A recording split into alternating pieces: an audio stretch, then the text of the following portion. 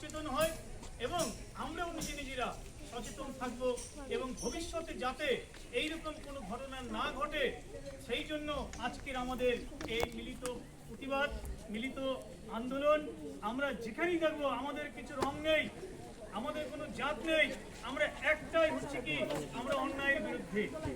যখন যেখানে আমাদের অন্যায়ভাবে আক্রমণ নেমে আসবে, আমাদের স্কুল, কলেজ, বিশ্ববিদ্যালয়, যেখানে যেখানে আমাদের কর্মের জায়গা আছে, আমাদের মেয়েরা, আমাদের বোনেরা, আমাদের সন্তানীরা তারা যাতে নির্ভয়ে নির্ভাবনায় এই কাজটা করতে পারে এবং এই অধিকার আমরা অর্জন করতে চাই। সেই জন্য সকল যারা আছেন